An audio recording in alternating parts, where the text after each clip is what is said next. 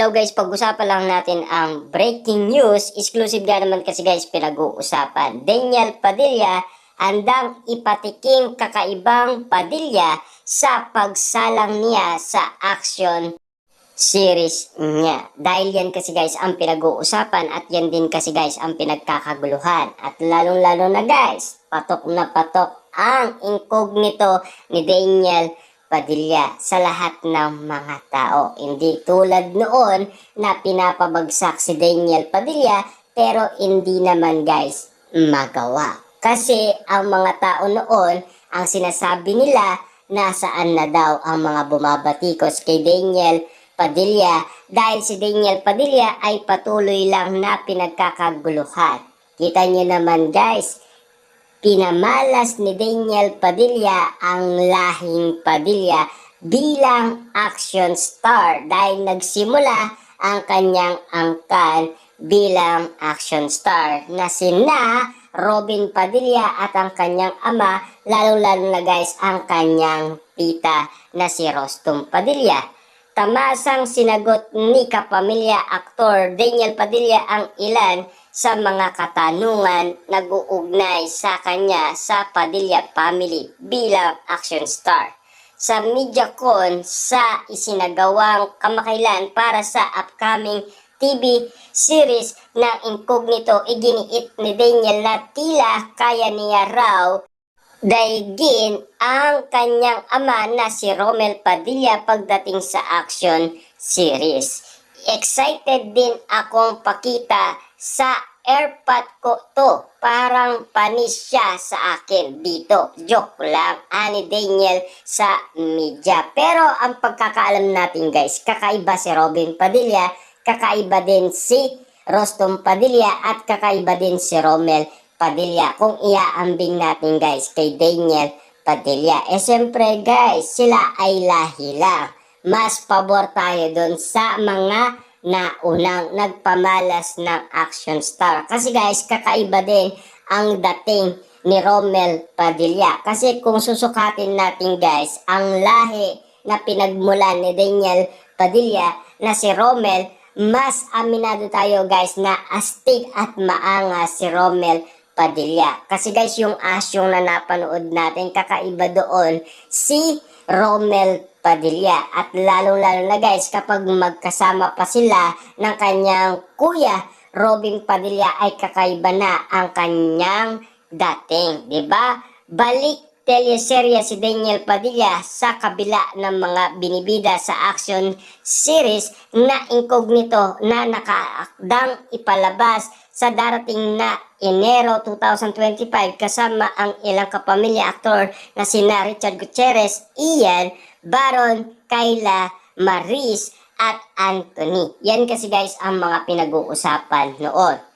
Naalam naman natin kasi guys, marami nga naman kasi ang mga tao noon na pinapabagsak si Daniel Padilla pero hindi magawa. Kita nyo naman guys, kahit na sila ay nanonood kung ano na nga ba talaga ang kayang ibuga ni Daniel Padilla, ngayon wala na si Catherine Bernardo sa kanyang tabi.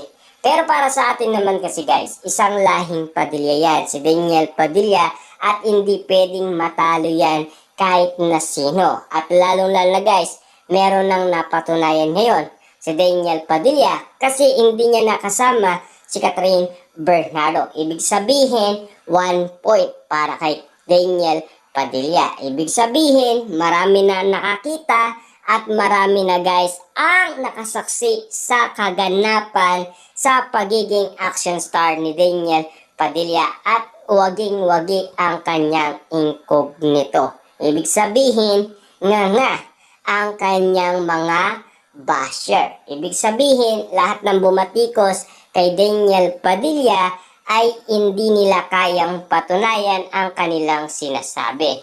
Ayon pa guys sa balibalita, kaya nga naman nang tanungin ng media ang 29 taon gulang na kapamilya aktor kung papaano niya ipapakita ang kanyang galing sa action series katulad ng tatay niyang si Romel at tiyo na si Senator Robin Padilla. Sinabi niyang kakaiba naman daw ang kanilang timpla. Iba-iba naman ang timpla namin. Magaling si Tito Robin, mausay ang tatay ko. Nandoon din, tignan natin kung ano ang may offer ko. That's all sa ad ni Daniel Padilla. Siyempre guys, unang sabak pa lang ni Daniel Padilla. Siyempre guys, maninibago pa yan. Kasi galing yan guys sa mga love na teleserye at mga love na movie.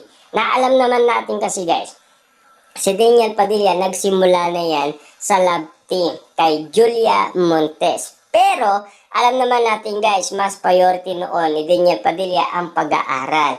Pero nang dahil sa sitwasyon na nakita ni Daniel Padilla na palipat-lipat sila ng bahay. Kasi umuupaan lang sila guys ng apartment para at least guys maintindihan naman ni Daniel Padilla ang sitwasyon ng kanyang pamilya. Ibig sabihin, siya ang tumayo at siya yung kumayod para sa kanyang pamilya. At lalong-lalo na guys, naibigay naman ni Daniel Padilla lahat ng mga pangangailangan ng kanyang mga kapatid at ang kanyang ina.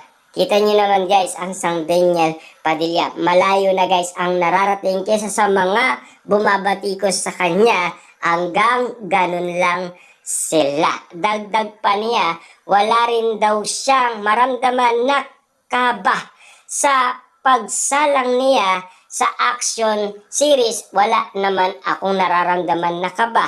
Hindi ko alam, I'm just doing my best. Kung anong kalabasan, din yun na yun.